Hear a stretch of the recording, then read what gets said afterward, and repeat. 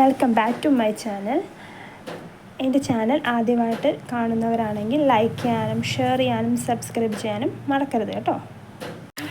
Hello, ഇന്ന് വെറും 2 ingredients കൊണ്ട് നമ്മൾ ഒരു വളം ഉണ്ടാക്കുകയാണ്. എങ്ങനെ ഉണ്ടാക്കുന്നതെന്ന് നോക്കാം.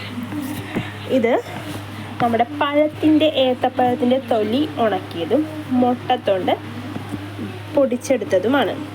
നമ്മുടെ ചെടികൾക്ക് ഏറ്റവും നല്ല രീതിയിൽ ഉപയോഗിക്കാൻ പറ്റിയ 2 വളമാണ്. 1 സ്പൂൺ മാത്രം മതി നമ്മുടെ ചെടികളെല്ലാം നല്ല രീതിയിൽ വലുതാവാൻ.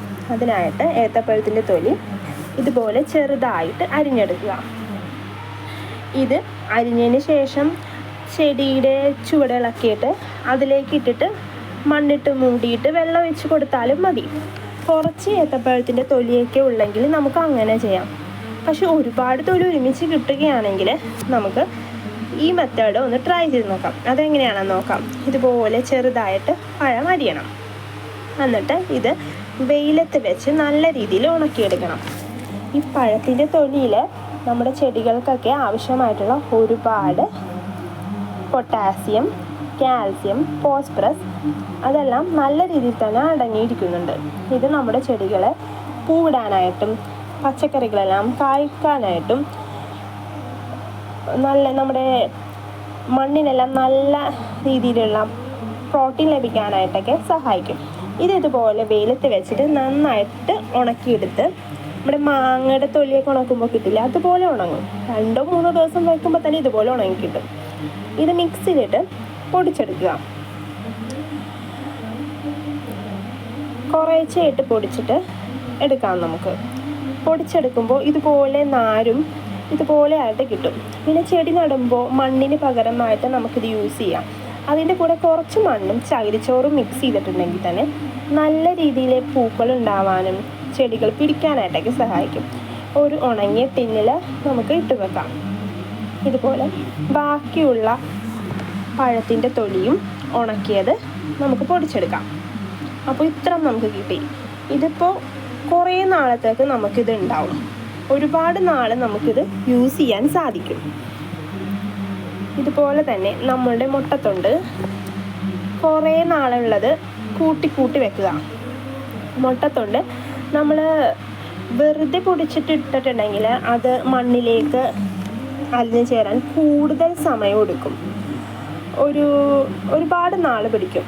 പക്ഷേ നമ്മൾ ഓരോ വളവും പൊടിച്ചിട്ടാണ് നമ്മൾ ചെടിയിലേക്ക് ചേർക്കുന്നതെങ്കിൽ വളരെ പെട്ടെന്ന് അത് റിസൾട്ട് നമുക്ക് തരും. ഇപ്പോൾ പഴമാണെങ്കിലും പഴത്തിൻ്റെ തൊലിയാണെങ്കിലും എല്ലാം ഒന്ന് പൊടിച്ചിട്ട് നിങ്ങൾ ട്രൈ ചെയ്ത് നോക്കൂ. വളരെ പെട്ടെന്ന് തന്നെ നമുക്ക് അതിൻ്റെ റിസൾട്ട് കിട്ടില്ലേ. ഇതിലിപ്പോൾ ഒരുപാട് ചകിരി പോലെ നമുക്ക് കിട്ടുന്നുണ്ട്.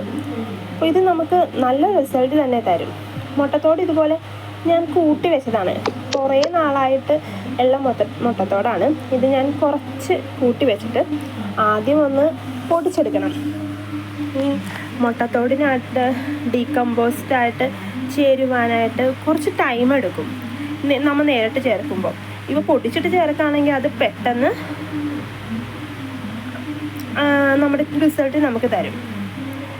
പ്ലാന്റിന് പെട്ടെന്ന് ന്യൂട്രിയൻസ് ലഭിക്കാനായിട്ടൊക്കെ മുട്ടത്തോട് നമുക്ക് സഹായിക്കും. കൂടുതലായിട്ടും ഇതിലും കാൽസ്യം കാർബണേറ്റ്, പൊട്ടാസ്യം, ഫോസ്ഫറസ് അതെല്ലാം ഇതിൽ അടങ്ങിയിരിക്കുന്നുണ്ട്. ഇത് വെയിലത്ത് വെച്ചിട്ട് നന്നായിട്ട് നമ്മൾ ഉണക്കിയെടുക്കണം. ഞാൻ ഞങ്ങളുടെ തറവാടിൻ്റെ വീടിൻ്റെ മേലിൽ വെച്ചിട്ടാണ് ഇത് ഉണക്കുന്നത്. അവിടെ ബാക്കിൽ കടലുണ്ട്. അപ്പോൾ ഞാനിത് ഉണക്കാൻ വന്നപ്പോൾ കടൽ കാണാൻ നല്ല ഭംഗിയില്ല. അപ്പോൾ അതിൻ്റെ വീഡിയോ കൂടി ഞാൻ എടുത്തതാണ്.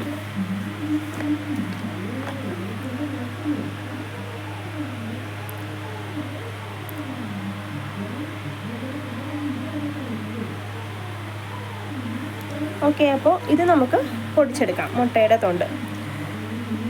മുട്ടത്തോടിന് ഒരുപാട് ഗുണങ്ങളുണ്ട്.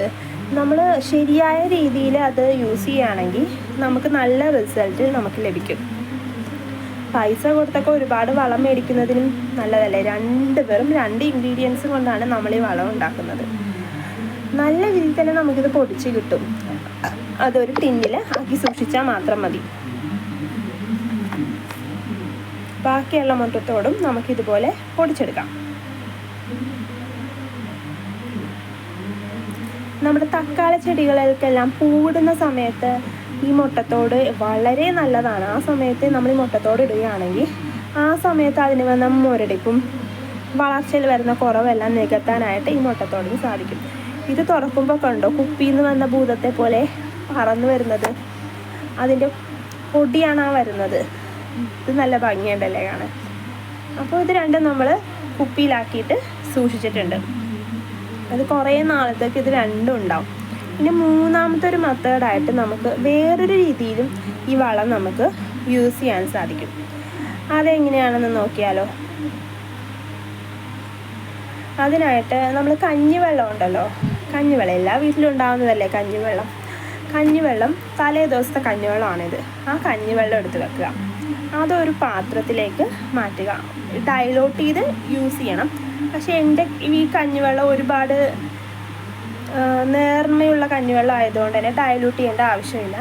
അല്ലെങ്കിൽ നമുക്ക് ഡൈലൂട്ട് ചെയ്തിട്ട് വേണം യൂസ് ചെയ്യാനായിട്ട്. അതിലേക്ക് ഇവിടെ ഉണ്ടായിരുന്ന സവാളയുടെ തൊലി ഇടുന്നുണ്ട്. വേണമെങ്കിൽ നമുക്ക് ചായപ്പൊടി ഉണ്ടല്ലോ, ചായപ്പൊടി നല്ലതാണ്, ചായപ്പൊടി ഇടാം. അതുപോലെ പഴത്തിൻ്റെ തൊലി ഇടാം. അല്ലെങ്കിൽ എന്തെങ്കിലും വെജിറ്റബിൾസിൻ്റെ തൊണ്ട് അതിടാം. അതുപോലെ അതിൻ്റെ കൂട്ടത്തിൽ നമ്മുടെ ഏത്തപ്പഴത്തിൻ്റെ തൊലി ഉണക്കിയതും മുട്ടയുടെ തോട് ഉണക്കിയതും അത് നമുക്ക് യൂസ് ചെയ്യാം. അത് രണ്ടും കൂടി നന്നായിട്ട് മിക്സ് ചെയ്യാം. കൂടെ നിങ്ങൾക്ക് അറിയാവുന്ന എന്ത് വളം വേണമെങ്കിലും ഇതിൻ്റെ കൂടെ ഉപയോഗിക്കാം. പക്ഷേ ആ വളത്തിൽ നമ്മൾ ഈ വെജിറ്റബിൾസിൻ്റെ തൊലിയൊക്കെ എടുക്കുമ്പോൾ അതിൽ പുഴുക്കേടുള്ളതൊന്നും എടുക്കരുത്. അങ്ങനെ എടുത്തിട്ടുണ്ടെങ്കിൽ അതിലുള്ള അതേ പുഴുക്കൾ തന്നെ നമ്മുടെ ചെടീനെ കയറി പിടിക്കും. അത് നോക്കിയാൽ മാത്രം മതി. എന്നിട്ട് നമ്മുടെ ചെടിയിലേക്ക് നേരിട്ട് ഇത് ഒഴിച്ചു കൊടുത്താൽ മതി. പിന്നെ നമ്മൾ ഈ വളം രണ്ടുപേരും പിന്നെ നമ്മൾ ഒരുമിച്ച് മിക്സ് ചെയ്യാണ്. അതായത് ഏത്തപ്പഴത്തിൻ്റെ തൊലിയും മുട്ടത്തോടും 1 സ്പൂൺ മതി. പിന്നെ ഞാൻ നിങ്ങളെ കാണിച്ചു തരാൻ വേണ്ടി കുറച്ച് അധികം ഇടുകയാണ്. നമ്മുടെ റോസ് ചെടിയാണിത്. ആ ചെടിയുടെ ചുവടെല്ലാം ഇളക്കി കൊടുത്തിട്ട് അതിലേക്ക് നമ്മുടെ ഈ വളം ഇട്ട് കൊടുക്കാം. ഇത്ര മതി.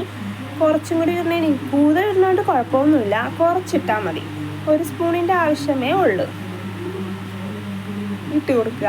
എന്നിട്ട് വെള്ളം ഒഴിച്ച് കൊടുത്തിട്ടുണ്ടെങ്കിൽ നമ്മുടെ ചെടി റോസ് ചെടികൾക്കൊക്കെ ഇത് വളരെ അപ്പോൾ എൻ്റെ വീഡിയോ ഇഷ്ടപ്പെടുകയാണെങ്കിൽ എൻ്റെ ചാനൽ സബ്സ്ക്രൈബ് ചെയ്യണം, ഷെയർ ചെയ്യണം, ലൈക്ക്, തൊട്ടടുത്തുള്ള ബെൽ ബട്ടൺ കൂടി അമർത്തണേ. Thank you for watching.